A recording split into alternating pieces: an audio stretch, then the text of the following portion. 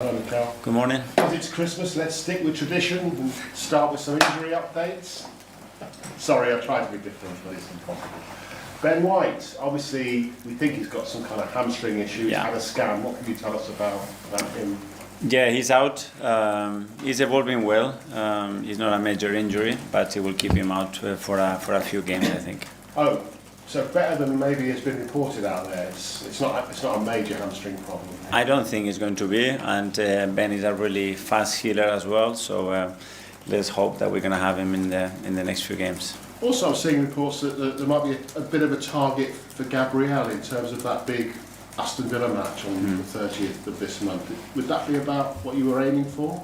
He's pushing hard, as he always does every time he's out, and he's evolving really well. He's doing pitch sessions, so he's not too far. We have to see in the last stages of that rehab how he progresses, but we are quite positive about it.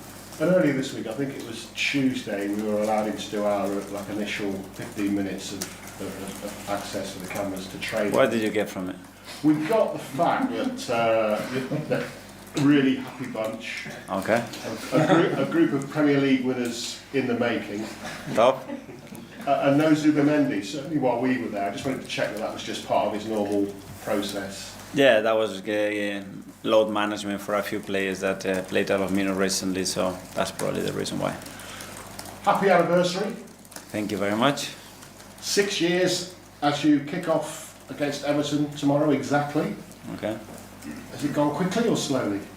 It's gone fast. A lot happened, but it's been an incredible journey, and enjoyed every minute of it. And obviously your first game, you weren't in charge, but you were in the stand. The first game after you were appointed was at Everton. I think Carlo Ancelotti was in the stand as well. And back to Everton tomorrow, but a different stadium. How will that feel? Because obviously your connections with Goodison.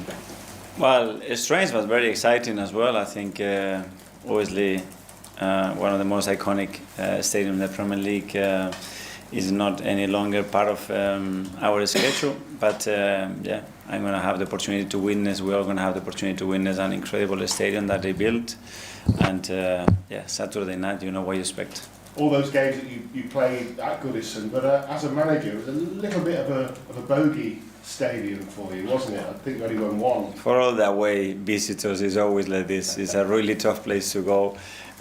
We all know that, and that's why we're going to have to be at our best to win on Saturday. So the mission is to make the new place, Everton's new place, a bit more of a stadium where you can go in and get a win as Arsenal. Yeah, and we had in the last few years very good records away from home, and that's the places that you have to go and win the game, and in order to achieve that we're going to have to be really good. Thank you. Nick from the Premier League. And good morning. You're about to start a busy schedule of 7 games in 22 days. The games are coming thick and fast. You've been involved in the Premier League environment for many years as a manager, as a player. Despite the hectic schedule, what is it the most you enjoy about being around the Premier League in the festive season? That is different. That it hits you with big demands and a lot of games and a lot of things happening not only in your professional life but in your personal life as well, because there are special days for all of us. But I see it as an opportunity. I think we are blessed to have the opportunity to play when people are on holidays. They can enjoy. A lot of families. I think the atmosphere that is created in the stadium, it's unique, and that's what we have to enjoy. If you look at your outfield players, except Declan Rice, Martin Zubimendi played the highest amount of Premier League minutes, and this is his first season not experiencing a winter break. In terms of managing the workload, how do you try to do it and to get the best for him and for the team? Well, in the small windows that we have, we make sure that we look after him, and he understands that every possibility and every chance that you have to look after yourself, you have to take it in this league, because the demands are going to be really, really high. But I think he's coping really, really well with the league, with all the challenges that the league brings to you, a new club, a new country, and I think he's been exceptional. You spent 6 years at Everton. Goodison Park is an iconic stadium. When you move into a new ground, a new stadium, how important it is to maintain that connection between the club and the fans, you think? And you know Everton really well, their fans are really enthusiastic in a completely new stadium. Well, I imagine that that's what they've been trying to achieve. It's never going to be the same because everyone has his own history, energy, and moments, and then you have to translate that we had experience here at Arsenal as well in order to achieve that. So, yeah, it takes time. Ian Talksport. Hi, Mikel, how are Hi. you? Good, thank you. 6 years in charge. In terms of your achievements, would you say changing the culture of the football club is right up there? It was one of them. It was the first foundation that we have to sit, and I think that was done pretty rapidly. Maintaining it something that is very, very difficult, and you need a lot of good people and very aligned people to achieve that. I think we have that in a really strong and solid way, but all the things socially, the transformation has been around the club in terms of the size, in terms of revenues, in terms of the squad that we build, the value of the sporting success that we had, even though we haven't won any major trophy yet. I think it's very, very consistent, so we're in the right place. You mentioned not having won any major trophies yet. That could come this season. You seem a very modest man. You like to share around all the praise. How much, though, really is this all down to you? But one man cannot really change anything, especially when you talk about the size and the history of this football club. You need a lot of good people, very committed people around you with the same vision, the same work ethic, the same passion. And I'm very lucky because I had throughout that. And then at the end, you need a lot of support. And starting from upstairs with everybody that makes decisions alongside you. But the most important one are the players. I think the players have to buy into what you say and what you do, and I feel very lucky because those players, they give you 100% in the direction that you want every single day. Tomorrow you face a man who brought you to English football, and maybe apart from the grey hair, not much has changed about David Moyes. Just talk about your admiration for him. Yeah, I think that's the word that I will use. Gratitude and admiration. I think he taught me the love that he's got for the game, and then the integrity that the game requires at any cost. You know, I think he's a remarkable man. I think the way he managed the club, the people, his players, it's outstanding, and I'm very grateful for everything that he did for me, for Everton as well. But I think in general for English football as well, because he's been an example of how to behave in good moments and in difficult ones. That is normally when you see how people are, and I think David on that is something extraordinary. Finally, a slightly left field question, not football wise, but if I could wrap you up a little present for Christmas Day, what would you like to get? Win. all the games that we won. No, that's it. After the rest will come naturally, but my mood, my energy is going to be much better, so that's what I want. We'll go to Matt from the Standard. Hi, Miguel. When you took charge 6 years ago, what chances then would you have given yourself of still being here now? How much would I bet, you mean?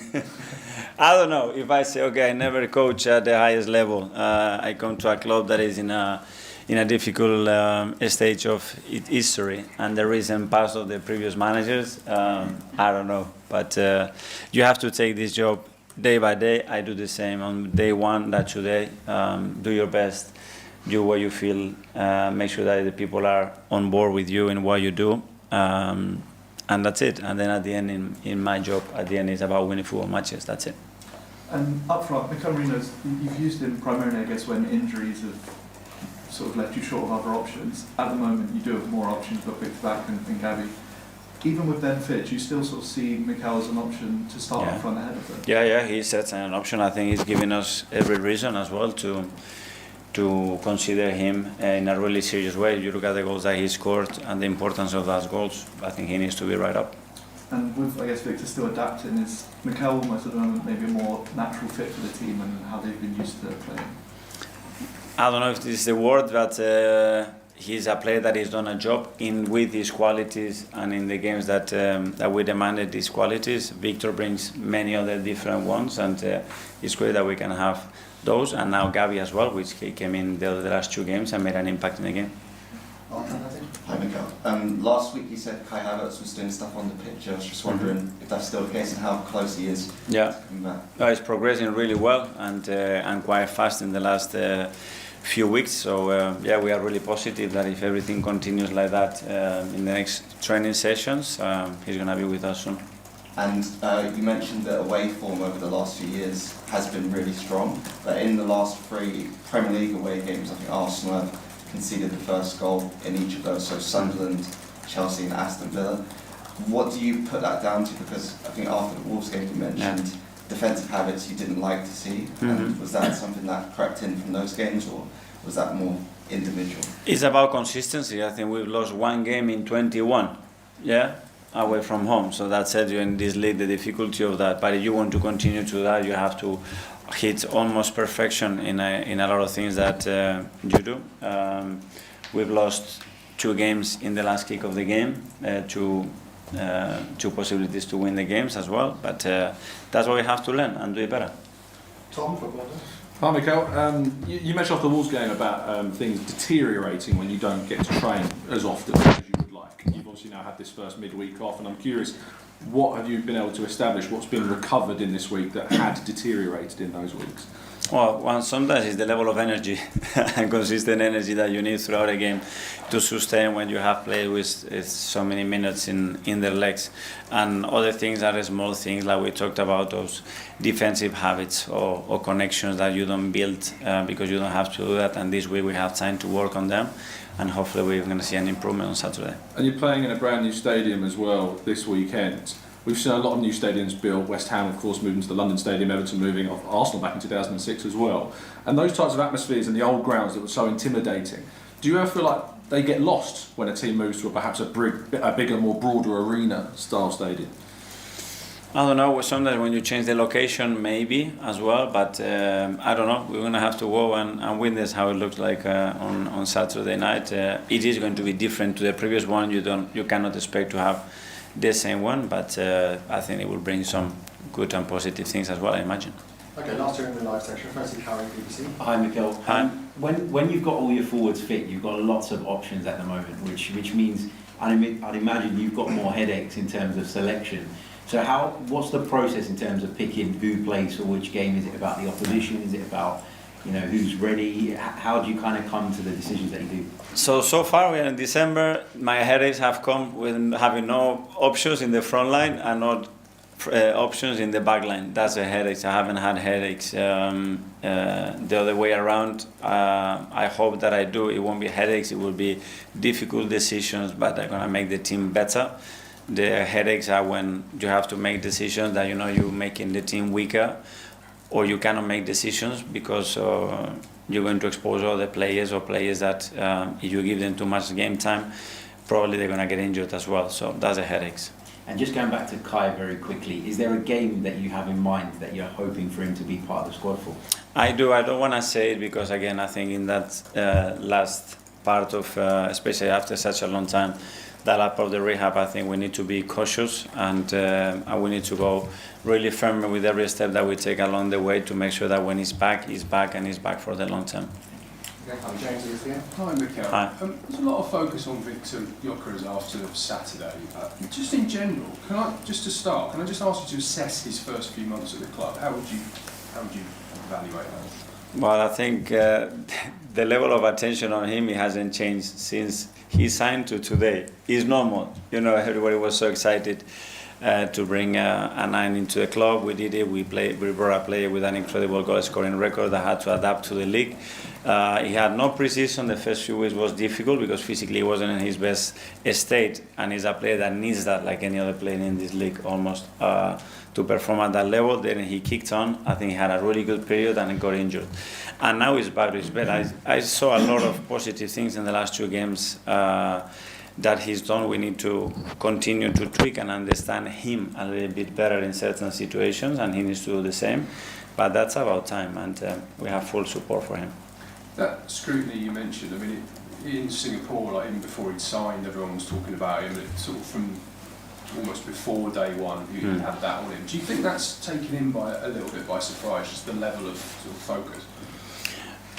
I don't know. At the end, you have to experience it. You can imagine the global impact that you're going to have to deal with when you come to a big club and the expectation are as it is. But after you have to live it, and living it is always slightly different to your imagination. But he's doing it with a lot of desire. I think his energy level, his commitment, it's absolutely top. And we are here all to help him, because we all been here. We all need time. There is always moments, and the strikers have moments. They score more goals, less goals, and we need to be there for him.